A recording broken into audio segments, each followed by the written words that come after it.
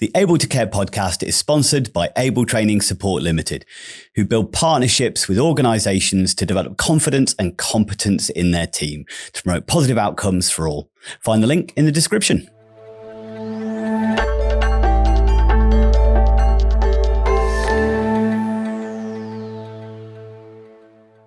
Hello and welcome to another episode of the Able to Care podcast. I am your host, Andy Baker, and today's episode I thought I'd cover something that we've actually done some other podcasts on, or at least I've definitely had a guest on talking about this particular subject.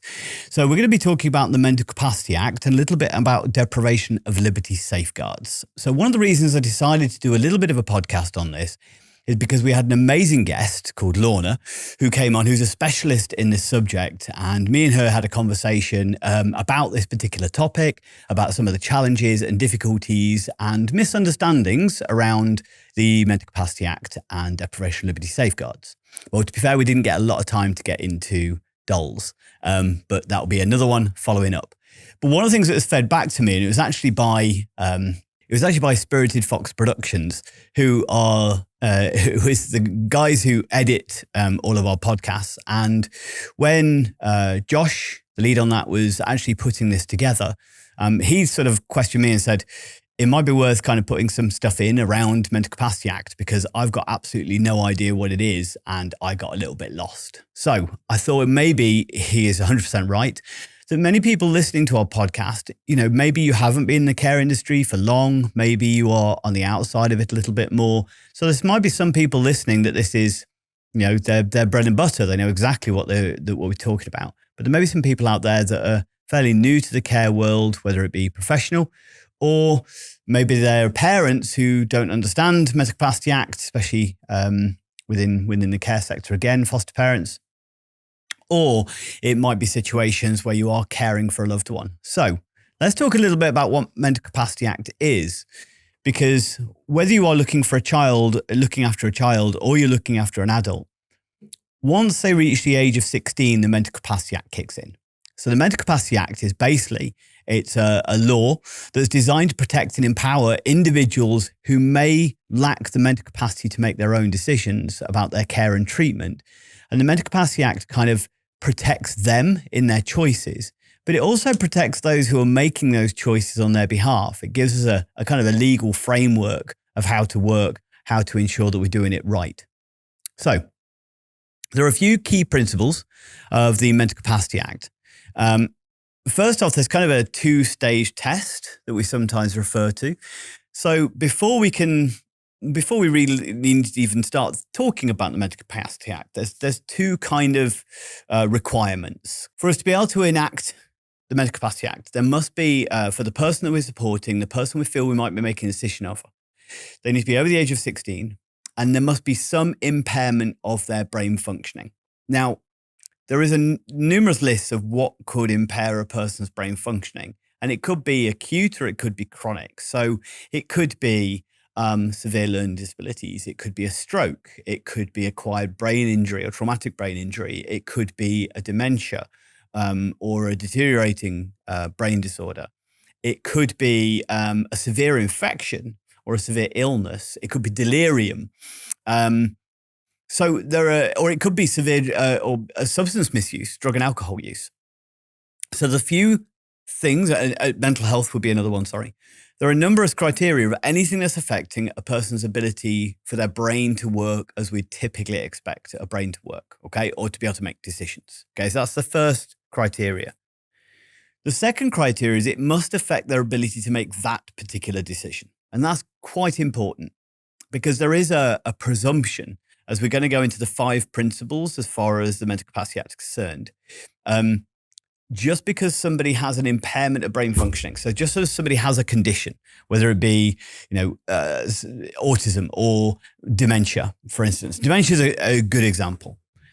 Just because somebody has dementia, that doesn't mean that they lack capacity. And that's an important concept. So when studies have been done, I think it's something like a 52% of individuals questioned assumed a lack of capacity based on a diagnosis, based on a diagnosis. So we have to be really careful with that because when we're talking about the ability to make choices, why this is so important. Our ability to make choices potentially is one of the most human things we can do. When I'm teaching courses on Mental Capacity Act, I sometimes get people to write down all the choices that they may have made, or write down a number of choices they may have made just before they even arrived at the training course. And obviously the list is kind of never ending as far as what they chose to wear, what time they chose to get up, what they chose to have for breakfast. Now I have had people kind of going, well, I didn't get the choice where I had to come to the training or not. But they still did. There might have been consequences for those choices, but they still had that choice. They still could have gone, I'm not coming in and I'll accept the consequences. So it's still a choice. So most of us have so much choice in life. Maybe we take it for granted a little bit. So when somebody goes into care, or where somebody is under supervision or monitoring, or has other people controlling their decisions on a day-to-day basis, I think it is so important that there is some kind of legal framework to protect them. But also, that's a huge responsibility that we've got in our heads as far as making decisions on behalf of somebody else, deciding what is right and what's wrong for somebody else to do or have, or medical treatments, or where they're going to live and things like that. There's so much kind of pressure and responsibility on our heads. So again, the legal framework there is not just to protect those who are having their decisions made for them, but also for those who are making the decisions. So a colleague of mine taught me a wonderful way of kind of describing the 5 principles of mental capacity. So I'm going to try and do him justice and kind of initiate those bits. So the first one is that using the hand, we always start from the little finger first, okay? So the little finger is, and it is kind of upside down. So for those of you who are watching, hopefully you can see what I'm doing. For those who aren't watching, I've kind of turned my hand, so my thumb is down and my little finger is up. Okay, so first one, the little finger, is we presume capacity. We make an assumption of capacity. So we assume capacity in every decision a person makes until proved otherwise. So we don't decide, well, they've got this condition and therefore they don't have capacity. We assume capacity. Because it may be that maybe I don't understand complex medical treatments, or don't understand, don't have the ability to picture things in kind of long directive. What happens now in comparison to 6 months' time? Maybe I don't have the capacity to do that. But I can decide what I want to eat, or what I want to wear, or what I want to do on this particular day. So we don't just have a blanket, this person can't make choices, or this person can't make decisions. We just have to weigh up what decisions can they and can't they make. Okay, so that's the first one. We assume capacity. The second part is we try and ensure we don't assume that an unwise decision means a person lacks capacity. Okay, that's the important bit.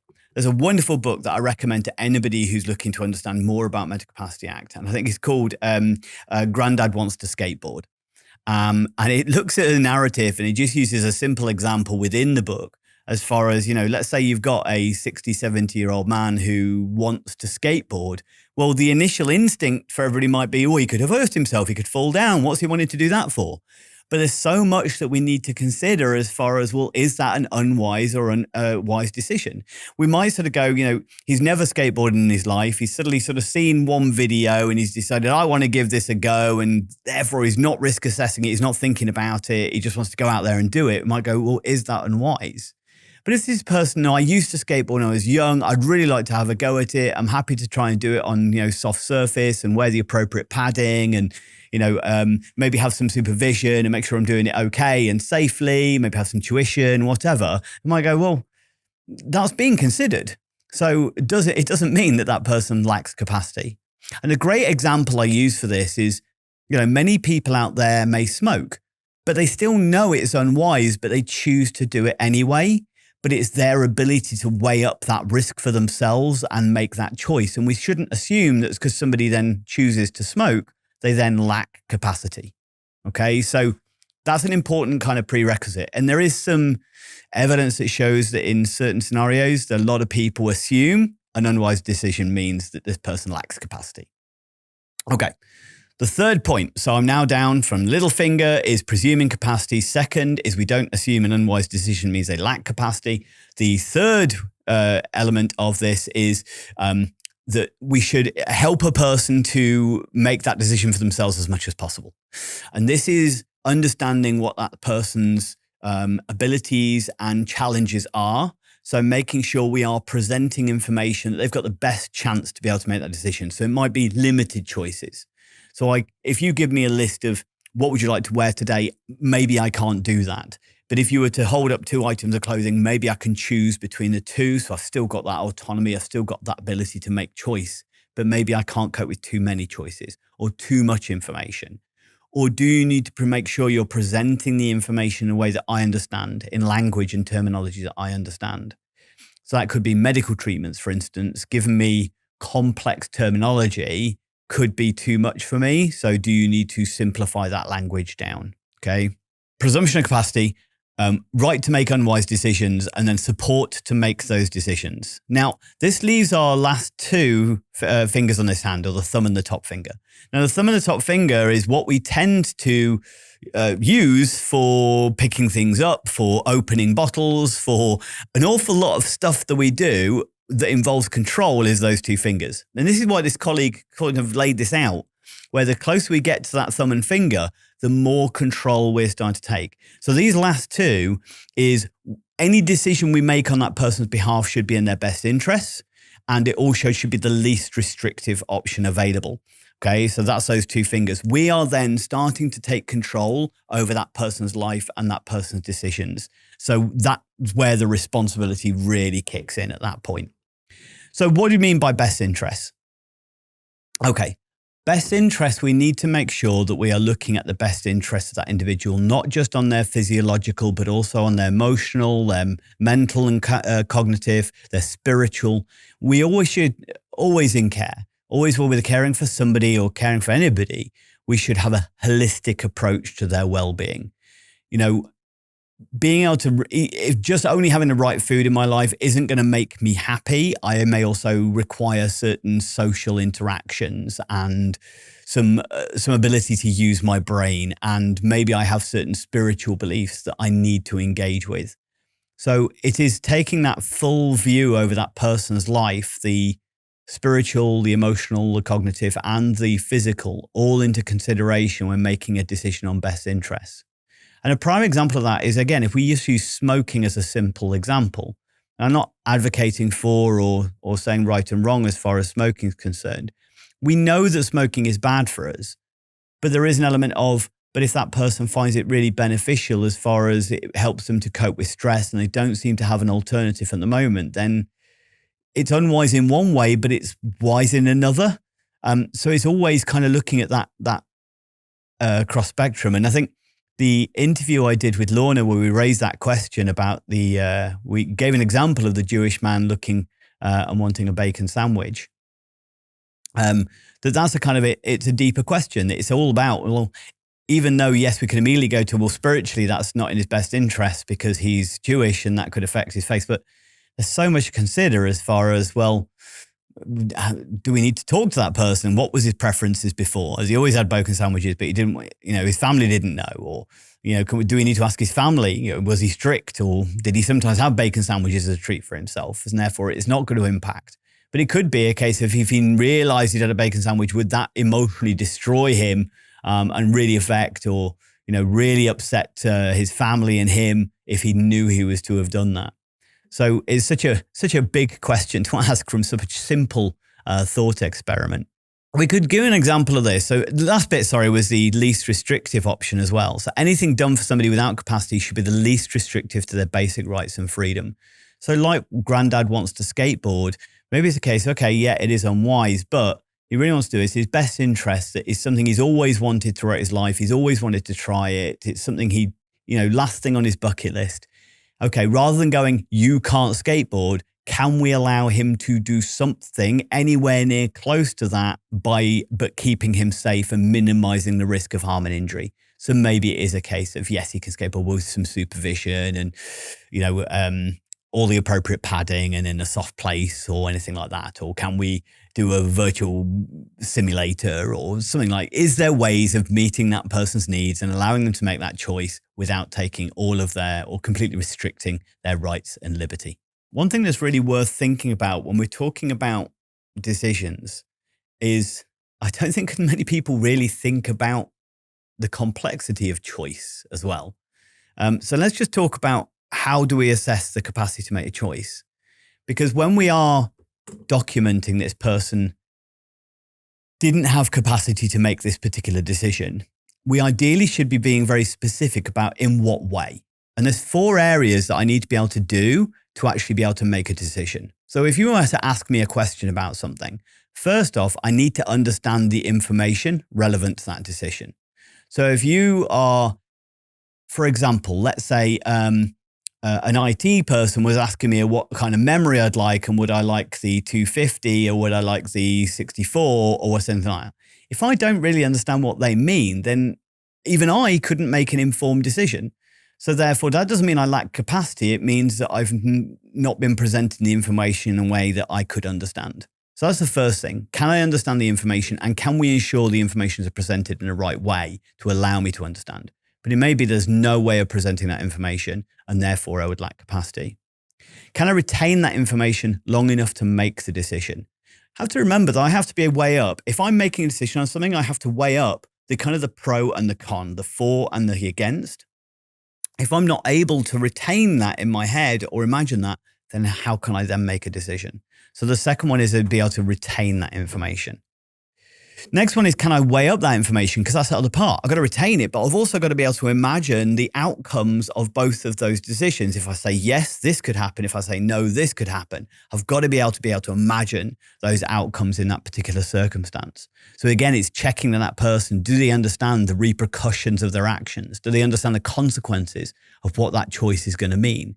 So if it's a medical treatment, it might be looking at, look, here's what the medical treatment could do for you, and here's its potential success rate. But here are the potential side effects or risks that could happen from that treatment as well. Making sure I have enough access to enough information for me to be able to make that informed choice. It may be for somebody who has no reason to doubt their capacity, then you may be able to present me with all the information. It may be for somebody who has a higher level of difficulty related to capacity. Maybe it's a limited amount of information that I would be given on that. The last one is, can I communicate my decision as well? Because if I can't communicate my decision, if I can't get that passed over to you, then again, the decision can't be made. But again, that's where we'd make sure that we're providing as much information as we can. We're making sure we're providing reasonable adjustments to allow that person to make that decision if they possibly can.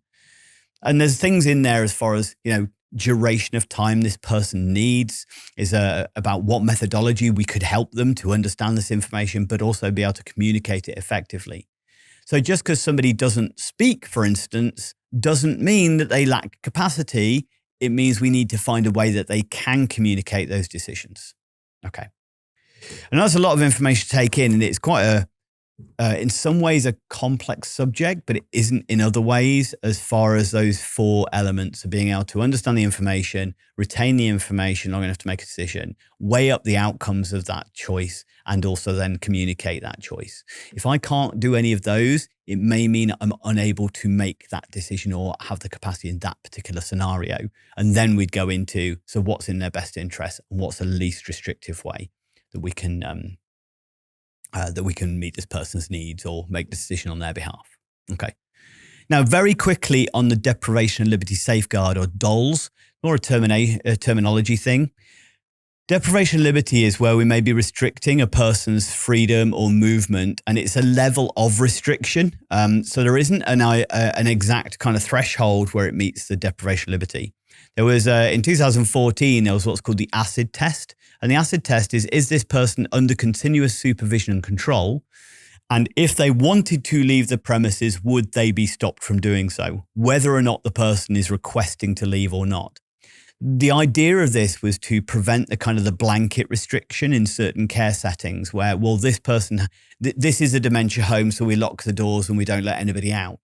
Because there are obviously different stages of dementia, and therefore it may be, well, I'm okay to still go to the shops because I'm in the earlier stages and still have a significant level of orientation and independence, to the, if you let me leave the premises, then I will get myself in very, very dangerous and difficult situations, and I am extremely vulnerable. So therefore, we've got those 2 variations, and it should never just be a blanket. And this is where the acid test came into play that, it should be person-centered. The problem that created is that, so many people then required the deprivation of liberty because the staff or the organization felt that they did meet that criteria. So for DoLS to occur, they must have an inability to have, or be unable to have the capacity to make that particular decision. The other thing that DoLS only kicks in at 18 years of age. I know some of you working in children's services may have worked with children who have a DoL in place, a deprivation of liberty, but that's a specific order, whereas the deprivation of liberty safeguards only kicks in after the age of 18.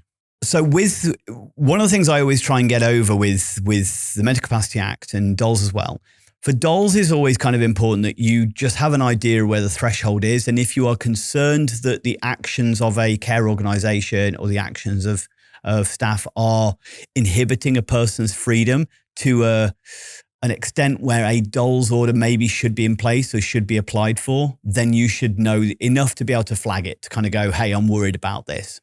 This person seems to be very restricted in their movement, their freedom, and their choices. So is this meeting the threshold of a deprivation of liberty? For the Mental Capacity Act, this is a toolkit that anybody supporting a loved one should potentially understand. It is the way you protect yourself in the decisions you make on their behalf, but it's also a way that we protect them.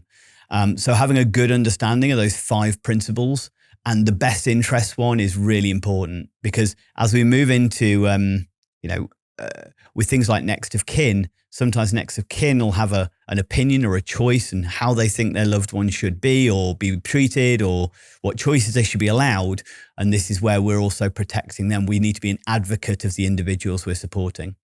For those of you in children's services, obviously once an individual reaches the age of 16, then straight away the Mental Capacity Act kicks in as far as to be able to take choices away from them. There must be that legal precedent once they're at the age of 16. Okay. If you have any questions or if you want further information, then pop some comments either on the YouTube channel or send us an email at either you can send it to info@able-training.co.uk or you can visit ablehub.uk as well, which is our membership site where you're also able to ask questions. Okay. But otherwise, have a great day.